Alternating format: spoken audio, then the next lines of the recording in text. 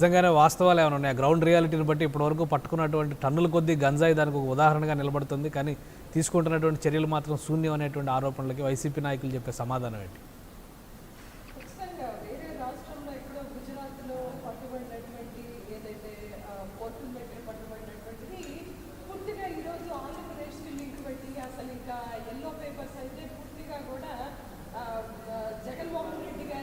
నిందలు వేయటం, లేకపోతే తాడేపల్లి మీద నిందలు వేయటం, ఈ రకంగా చేస్తున్నటువంటి రాజకీయంగా వాడుకోవడానికి వీళ్ళకి ఏమీ లేక, అంటే ప్రతిరోజు జగన్మోహన్ రెడ్డి గారు ఒక సంక్షేమం అనేటువంటి దాన్ని పెట్టుకొని, సంక్షేమ క్యాలెండర్ని పెట్టుకొని, ఈరోజు చూస్తే కనుక వైఎస్ఆర్ ఆసరా అనేటువంటిది డ్వాక్రా మహిళలకు ఇవ్వవలసినటువంటి ఏవైతే బకాయిలు ఉన్నాయో చంద్రబాబు నాయుడు గారు మరి ఇస్తానని చెప్పి అధికారంలోకి వచ్చి 2014లో ఇవ్వకుండా వాళ్ళ మంత్రులు ప్రశ్నించినా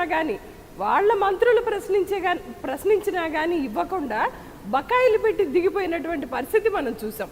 ఈరోజు జగన్మోహన్ రెడ్డి గారు వచ్చినటువంటి 2.5 సంవత్సరాల్లో కంప్లీట్గా వాళ్ళకి విడతల వారీగా ఇవ్వడం జరుగుతుంది.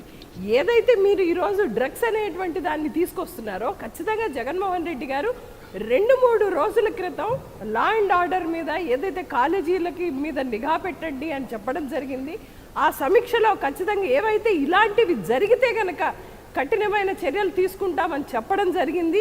కానీ పూర్తిగా ఆధారాలతో కానీ ఏదైతే మీరు చేస్తున్నటువంటి అభాండాలు ఏదైతే మనం చూసాం గడిచినటువంటి వారం రోజుల్లో ఏకంగా ఈ పేపర్లో జగన్మోహన్ రెడ్డి గారి పేరు ఉండొచ్చు, ఆ పేపర్లలో పాండా పేపర్స్లో అనుకుంటా పేరు ఉండొచ్చు, పేరు ఉందేమో, పేరు ఉన్నట్లు మాకు అనుమానం ఉంది అనే మాటల దగ్గర నుంచి మొదలు పెడితే ఆ తర్వాత తాలిబాన్ల దగ్గర నుంచి తాడేపల్లి దగ్గర నుంచి లింకులు పెట్టి వీళ్ళకి రాజకీయంగా ప్రశ్నించడానికి ఏమీ లేక, రాజకీయ ప్రశ్నలు ఏదైతే ప్రజలకు సంబంధించినటువంటి ప్రశ్నలు ఏమీ లేక ఈరోజు ఎక్కడో గుజరాత్లో జరిగినటువంటి దాన్ని ఏదో ఒక నూలు పోగు లాంటి దాన్ని పట్టుకొని ఈరోజు ఎస్ ఉంటే ఖచ్చితంగా మేము దానికి సంబంధించినటువంటి చర్యలు తీసుకుంటున్నాం ఇక్కడ.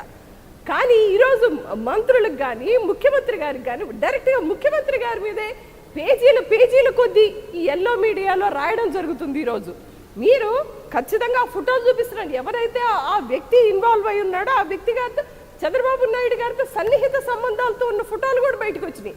దాని మీద ఏ ఎల్లో మీడియా ప్రశ్నలు అడిగే ధైర్యం చేయదు. ఈరోజు ఒకటండి, రాష్ట్రంలో పేపర్లు పరిపాలిస్తున్నాయా, రాజకీయాలు పరిపాలిస్తున్నాయా? రాజకీయాలు ఏదైతే చేస్తారో, పరిపాలన ఏదైతే నడుస్తుందో అది పేపర్లు రాయాలి. పేపర్లు రాసిన దాన్ని తీసుకొచ్చి దానికి ఎలాంటి లీగల్ శాంటిటీ లేకుండా, లేకపోతే ఎలాంటి ఆధారాలు లేకుండా దాన్ని ఆధారంగా పట్టుకొని రాజకీయాలు చేద్దామని ఉన్నాయి కొన్ని గ్రూపులు. ఈరోజు నిన్న పట్టాభి ఎవరైతే అసందర్భంగా మాట్లాడాలో ప్రజలు తరిమి కొట్టిన పరిస్థితి మనం చూసాం. ఆ పట్టాభి పిచ్చి పత్రాల పట్టాభి ఓ పెద్ద నాయకుడై కూర్చున్నాడు ఈరోజు టీడీపీకి.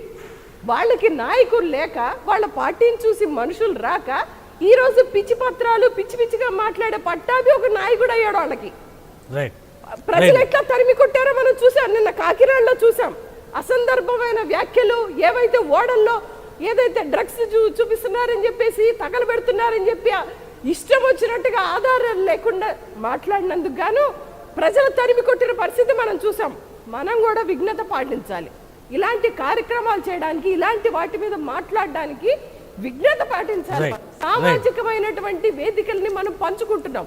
అక్కడ ఏది పేపర్లలో రాసింది ఏది కూడా అది నిజమో కాదో, లేకపోతే అది కూడా ఈనాడు కానీ ఆంధ్రజ్యోతి కానీ ఖచ్చితమైన ఆధారాలతో రాయవు. మరి ఉన్నదేమో ఉన్నట్లు అనుకుంటున్నారేమో. నువ్వు జర్నలిస్టిక్ వాల్యూస్ అంటే నీకు ఇంత పెద్ద సిస్టమ్ ఉంది. ఒక పేపర్ నడుపుతున్నాడంటే ఒక రిపోర్టర్ వెళ్తాడు, అక్కడ ఒక ఆధారం తీసుకుంటాడు. ఆధారానికి సంబంధించి ఉంటే రాయి, లేకపోతే లేదు. ఇప్పుడు మీ మీద రాయాలన్నా, నా మీద రాయాలన్నా ఒక ఆధారం ఉండాలి. నేను అనుకుంటున్నాను, నేను ఊహించుకుంటున్నాను, నేను కలగన్నాను, ఆ పీడకలో మంచి కళ వచ్చింది, నేను అది పొద్దున్నే పేపర్లో పెడతానంటే ఎలా? మీరు చూపించగలిగితే రాయండి మీరు. జనసేన పార్టీ నాయకులు కృష్ణవేణి గారు మనతో లైవ్ లో జాయిన్ అయ్యారు. సరే, జర్నలిస్టిక్ వాల్యూస్ గురించి మాట్లాడుతున్నారు సోదరి. మరి పింక్ డైమండ్ లేని పింక్ డైమండ్ ఉందని చెప్పి వీరి పేపర్లో వీరి మహానాయకుడు ఫోటోలు పెట్టుకుని ప్రచారం చేసినప్పుడు ఏమీ లేదు. అట్లాగే ఆ బాబాయ్ వివేకానంద రెడ్డి గారు చనిపోతే చంద్రబాబు నాయుడు గారు చంపించారని పడవలు పెట్టి వాళ్ళ ఫోటోలు వేశారు. ఇవాళ ఎవరిని చూపిస్తుంది దర్యాప్తు? సిబిఐ దర్యాప్తు ఎవరైనా చూపిస్తుంది? ఇటువంటి మీరు లెక్కేస్తే ఇప్పుడు ఒక 100 చెప్పచ్చు మీ మీద. ఏంటంటే జర్నలిస్టిక్ వాల్యూస్ గురించి మాట్లాడతామంటే వైసీపీ వారు దెయ్యాలు వేదాలు వల్లించినట్టే అని చెప్పి మాత్రం నేను చెప్తున్నాను. రైట్ ఒకటి, కృష్ణవేణి గారి రియాక్షన్ ఒక నిమిషం. కృష్ణవేణి గారి రియాక్షన్ తీసుకుందాం. కృష్ణవేణి గారు కేవలం ఇది పార్టీలు ఒక నిమిషం మాట్లాడదు. కృష్ణవేణి గారు, మీరు పార్టీలు చేస్తున్నటువంటి రాద్ధాంతంగా మాత్రమే చూస్తున్నారా? డ్రగ్స్ మాఫియాకి సంబంధించి కానీ ఆంధ్రప్రదేశ్లో డ్రగ్స్కి సంబంధించిన మూలాలు బయటపడడానికి కానీ రాజకీయంగా ఎలాంటి ప్రాధాన్యం లేదా? ఇది కేవలం ఒక రగడగా మాత్రమే ప్రజల ముందర మీడియా చిత్రీకరిస్తుందా? ఉన్న ప్రజలందరికీ కూడా నమస్తే. మరొకసారి వైసీపీ వాళ్ళ ఒక వైఫల్యాన్ని ఇంకొకసారి ఇప్పుడు నిరూపించుకున్నారని మీడియా ముఖ్యంగా కూడా. ఎందుకంటే అక్కడ నిరూపించింది ఇతర పార్టీలు మాత్రమే అక్కడ ఏదో ఆరోపణలు చేయడమో ఇంకొకటో కాదు సార్. కానీ అక్కడ పట్టుకున్నది ఒక జిల్లా ఎస్పీ గారు వాళ్ళని ఆధారపరుస్తూ ఇలా జరుగుతుంది అని ఆయన వివరించడం జరిగింది. అది మనకి రీసెంట్ గా జరిగింది కూడా 2 కోట్ల రూపాయల మాదక ద్రవ్యాలను పట్టుకోవడం జరిగింది. అలాగే చాలా మంది మీడియా సోదరులు కూడా తెలుసు అది మన ఈస్ట్ గోదావరిలో మైనింగ్ ఎంత దారుణంగా జరుగుతుంది. అలాగే అక్రమ ఎక్స్పోర్ట్లు కోర్టు నుంచి ఎంత ఎదురుగా జరుగుతుంది. దీని వెనుక ఉన్నటువంటి నాయకులు ఎవరు, ఇదంతా కూడా ప్రజలకు తెలుసు. ప్రజలు గమనిస్తున్నారు ప్రతి ఒక్క విషయాన్ని కూడా. ఎందుకంటే దీన్ని మతపోతు మారేడుగా చేయాలనే ప్రయత్నాన్ని వైసీపీ ఇప్పటికైనా సరే అది తగ్గించుకోవాలండి. ఎందుకంటే ప్రజలందరూ మాదక ద్రవ్యాల వల్ల మీ నాయకులు కొంతమంది బాగుపడవచ్చు. మీరు ఎమ్మెల్యేలుగా మళ్ళీ గెలవడం కోసం దాని డబ్బు సంపాదించడానికో ఆపాదించడానికో మీరు దాన్ని టార్గెట్ గా పెట్టుకుని ఉండొచ్చు. కానీ దీనివల్ల యువత భవిష్యత్తు మొత్తం నాశనం అయిపోతుంది. ఆంధ్రప్రదేశ్ లో ఈ రోజు చూస్తే కాలేజీ పిల్లలు పంపించి ఒక హాస్టల్లో పెట్టి చదివించాలన్నా, కాలేజీ పిల్లలు పంపించాలన్నా సరే సామాన్యులు చాలా గుప్పిట్లో పెట్టుకుని పనిచేయాల్సినటువంటి పరిస్థితి, పంపించాల్సిన పరిస్థితి దాపించింది ఆంధ్రప్రదేశ్ లో.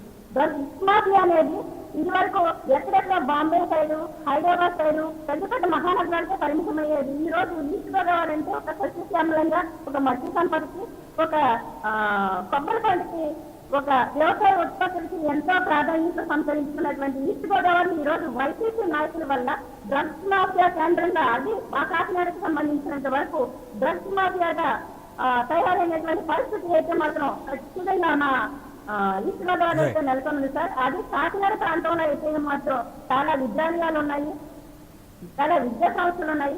ఆ విద్యా సంస్థల్లో సీట్ల కోసం పోటీ పడినటువంటి ఎంతో మంది స్టూడెంట్స్ ఉన్నారు. ఒక రంగారాయణ యూనివర్సిటీ అవ్వచ్చు, ఒక జేఎన్సీ అవ్వచ్చు, ఇలాంటి దాంట్లో రాష్ట్ర నలుమూల నుంచి వచ్చి అక్కడ చదువుకున్నటువంటి విద్యను అభ్యసించేటువంటి విద్యార్థులు చాలా మంది ఉన్నారు. అంటే కాకినాడ అంటే ఒక సేఫ్ ప్లేస్ అనేది ప్రతి ఒక్క పేరెంట్స్ ఉంది. కానీ ఈ రోజు ఆ నమ్మకం తరలిపోయింది సార్.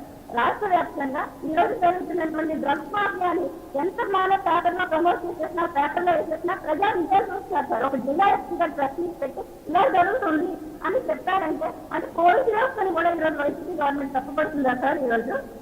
అంటే ఆయనకి ఒక జిల్లా ఎస్పీ గారు ఏమీ తెలియకుండా ప్రశ్నించి పెట్టి ప్రజల గురించి ఇది కూడా ఇలా జరుగుతుంది డ్రగ్స్ మాఫియా అని చెప్తున్నారా? రవికిరణ్ గారు, ఆంధ్రప్రదేశ్లో జరుగుతుందంతా కేవలం మీడియా సృష్టిస్తున్నటువంటి రాద్ధాంతం, లేదంటే విపక్షాలు చేస్తున్నటువంటి హడావుడి, ఇంతేనా? డ్రగ్స్ మాఫియాకి సంబంధించి ఏమి రాజకీయ నాయకులకు, ముఖ్యంగా అధికార పార్టీ నేతలకు కానీ ఇప్పుడు చేస్తున్నటువంటి పట్టుబడుతున్నటువంటి గంజాయికి లెక్కలు చెప్పేటువంటి పరిస్థితి కానీ ఆంధ్రప్రదేశ్లో ఏం లేదా? ఇది కేవలం మీడియా సృష్టినా సార్? ఇప్పుడు ఆంధ్రప్రదేశ్ రాష్ట్రంలో ఈ సమస్య ఇప్పుడు కొత్తగా వచ్చింది కాదు, మనందరికీ తెలుసు. ఏఓబి ప్రాంతం, అలాగే విశాఖ, ఆంధ్రప్రదేశ్ ఛత్తీస్గఢ్ ప్రాంతాలు, అలాగే నల్లమల అడవులు, ఈ ప్రాంతాల్లో దశాబ్దాలుగా ఈ వ్యాపారం జరుగుతుంది. పండిస్తున్నారని చెప్పి పోలీసులకి తెలుసు. పోలీసులు నెట్వర్క్ కూడా పట్టుకున్న వాళ్ళు పోలీసులను కూడా పట్టుకున్నారు, వాళ్ళను కూడా సస్పెండ్ చేసి ఉన్నారు. కొంతమంది మా జిల్లా అధికారులు అయితే ట్రైనీ ఎస్పీలు అయితే ఈ యొక్క లింక్ లో ఉండి ఈ యొక్క ఒత్తిళ్లు రాజకీయ, అప్పుడు సబితా ఇంద్రారెడ్డి గారు హోంమంత్రిగా ఉన్నారు 10 years బ్యాక్. అప్పుడు త్రివిక్రమ్ వర్మ గారు డిఐజీగా ఉన్నవారు, మా జిల్లా ఎస్పీ గారు. వారు ఎస్పీగా ఉన్నప్పుడు అక్కడ ఒక ఇన్ఛార్జ్, ఆ ఏజెన్సీ పార్టీ ఇన్ఛార్జ్ చూసే వ్యక్తి, నాకు ఒత్తిళ్లు ఎక్కువైపోతున్నాయి, దీనికి నేను తట్టుకోలేని చెప్పి బాహాటంగా ప్రశ్నకు చెప్పి రాజీనామా చేసుకుని వెళ్ళిపోయారు. సో ఈ సమస్య ఉంది. అలాగే మీకు 2017 డిసెంబర్ 19న లోక్సభలో ఈ గత 3 ఏళ్లుగా దేశంలో ఎంత డ్రగ్స్ సీజ్ చేశారు అంటే దానికి లోక్సభలో ఇచ్చిన లిఖిత పూర్వ సమాధానంలో అన్ని రాష్ట్రాలు ఇస్తూ ఆంధ్రప్రదేశ్ రాష్ట్రంలో 2016లో గాంజా పట్టుకుంది 1,30,000 కిలోలు. ఆంధ్రప్రదేశ్ రాష్ట్రంలో ఆ రోజు 2016లో పట్టుకుంది 1,29,000 చిల్లర 1,30,000 కిలోలు గాంజా ఆ రోజు పట్టుకోవాలని చెప్పి పార్లమెంట్ లో ఇచ్చిన సమాధానం. అయితే ఇప్పుడు సమస్య ఏంటంటే ఇందాక మీకు చెప్పినట్టు 3 నెలలే మా జిల్లా ఎస్పీ గారు రవీంద్రనాథ్ బాబు గారు 3 నెలల్లో పట్టుకుంది ఏది ఈ జిల్లా వరకు రాజమండ్రి కాకుండా ఈ జిల్లా వరకు పట్టుకుంది 87,000 కిలోలు. ఎక్కడ 1,30,000 ఒక జిల్లాకు సంబంధించి 80,000 కిలో. అంటే సమస్య తీవ్రత గురించి చెప్తున్నాను. జిల్లా ఎస్పీ గారు పనిచేస్తున్నారు, లేకపోతే మిగతా ఎస్పీ పనిచేస్తారు, ఓకే.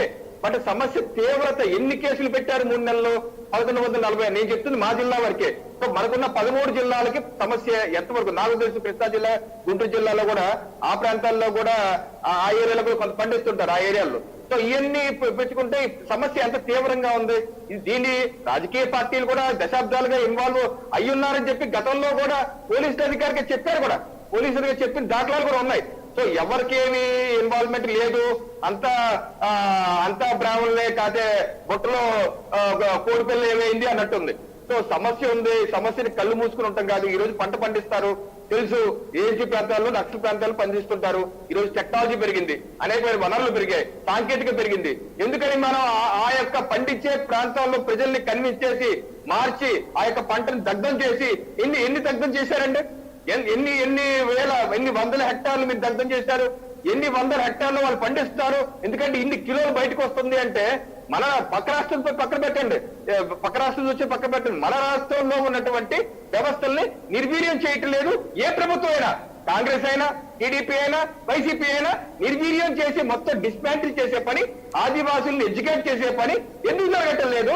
ఎవరు ఇన్వాల్వ్ అయి ఉన్నారు? ఇందాక మీరు చెప్పారు కొన్ని నియోజకవర్గాలు. ఆ నియోజకవర్గాలు శాసనసభ్యులు వాళ్ళందరికీ తెలియదా? వాళ్ళు ఏ రకంగా వాళ్ళ మండలాల్లో ఉన్న వ్యక్తులే ఇన్వాల్వ్మెంట్ ఉందని చెప్పి పేర్లు వస్తున్నాయి. సో సూత్రధారుల్ని వదిలేసి పాత్రధారులు పెట్టుకొని పైపైన చేస్తూ పత్రికేయుల్ని మీకు ఇప్పుడు కొంతమంది పాత్రికేయులు అన్ని వ్యవస్థల్లో తప్పులు ఒప్పు ఉంటాయి. కేశవ్ గారు, రాజకీయాలు అందరూ మంచోళ్ళు కదా, మంచోళ్ళే కాదు కదా. అలాగే పోలీస్ వ్యవస్థలో కూడా బ్యాడ్ పోలీసు ఉంటారు కదా. అలాగే పాత్రికేయులు కూడా బ్యాడ్ పాత్రికేయులు ఉన్నారనుకున్నాం. ఒక పాత్రికేయుడు నిన్ను బ్లాక్మెయిల్ చేశారు. ఇప్పుడు నువ్వు ఏం చేయాలి? గౌరవ శాసనసభ్యుడిగా అతని మీద కేసు పెట్టు, ఫిర్యాదు చేయి, వాళ్ళ యాజమాన్యాన్ని ఫిర్యాదు చేయి. అంతేగాని నేను ప్రెస్ మీట్ పెట్టి నీకు లారీతో గుద్దిచ్చేస్తాను, దీన్ని యాక్సిడెంట్ రాయించేస్తాను అనే విధంగా మాట్లాడటం బాధ్యత రాహిత్యం కాదా? అంటే నువ్వు ఆ స్టేజ్కి వచ్చావంటే మన ఇన్వాల్వ్మెంట్ ఎంతవరకు ఉంది? అసలు అలాల్సిన అవసరం ఏంటి? ఇప్పుడు సమస్యలు వస్తాయండి చట్టపరంగానే. ఒక శాసనసభ్యుడే, సీనియర్ శాసనసభ్యుడే సమస్య వచ్చినప్పుడు చట్టపరంగా వెళ్లి పోలీస్ కంప్లైంట్ పెట్టించచ్చు కదా. ఎవరినైతే డబ్బులు డిమాండ్ చేశారో వాళ్ళతోనే పోలీస్ కంప్లైంట్ పెట్టించేస్తే అయిపోయింది కదా. సో ఇటువంటి గుమ్మడికాయ దొంగ ఎవరు అంటే భుజాలు తిరుగునట్టు ఇటువంటి చేయటం వల్ల సమస్యలు. అంతేగాని పాత్రికేయులే తప్పు అసలు ఏమీ లేదు. ఓకే, కొంతవరకు ఉంది. అన్ని పేపర్లు చేస్తున్నాయి. బ్లూ మీడియా కూడా అలాగే చేస్తుంది. బ్లూ మీడియా, ఎల్లో మీడియా, ఎర్ర మీడియా ఉన్నాయి. వాళ్ళు నచ్చిందే రాస్తారు. ఈ రోజు మనం చూస్తాం లఖింపూర్ కేడీలో ఒకటి జరిగితే దాన్ని గత 2 రోజులుగా బ్లూ మీడియా వక్రీకరించి ఏమీ లేని విషయాలు కూడా ఉన్నాయన్నట్టు, జరగని విషయాలు కూడా జరిగినట్టు గత 2 రోజులు కూడా రాసుకొస్తున్నారు. అన్ని అబద్ధాలు రాసుకొస్తున్నారు. అలా వాళ్ళు చేస్తున్నారు, వీళ్ళు చేస్తున్నారు. ఇద్దరు ఒకే తాను ముక్కలు. కేశవ్ గారు, రైట్. శ్రీరామ్ ప్రసాద్ గారు, మీరు అంటే రాజకీయంగా చేస్తున్నటువంటి కేవలం ఒక రగడ మాత్రమే ఇది. వాస్తవానికి గతంలో కూడా 2016 నుంచి పట్టుబడిన సందర్భాలు ఉన్నాయి. ఇప్పుడు మాత్రం ఎందుకు ఇంత రాద్ధాంతం చేయాల్సిన పరిస్థితి వస్తుంది? ఇప్పుడు గంజాయి సాగు అది అట్లా అట్టిపెట్టండి. ఓకే, ఎప్పటి నుంచో జరుగుతుంది. దాన్ని కొద్దిగా ఎప్పటికప్పుడు వెళ్ళి తగలబెడుతున్నారు, కానీ కొత్తగా మళ్ళీ వస్తున్నాయి. అట్లాగే కొన్ని చోట్ల నక్సల్స్ ప్రభావిత ప్రాంతాల్లో వాళ్ళ ప్రొటెక్షన్తో జరుగుతుంది. ఆ వచ్చిన డబ్బుని మళ్ళీ వాళ్ళ కార్యకలాపాలకు వెళ్తున్నాయి. ఇక అందరికీ తెలిసిన విషయమే. కానీ గతంలో తీసుకున్న జాగ్రత్తలు వాళ్ళు ఎక్కడ తీసుకుంటున్నారు? ఇదివరకు ఉన్నంత ఇదిగా లేదు. వాళ్ళ చాలా ఫ్రీగా ఉంది వ్యవహారం. ఇంకోటండి కేశవ్ గారు, ఈ గంజాయి రూపు మార్చుకుంది.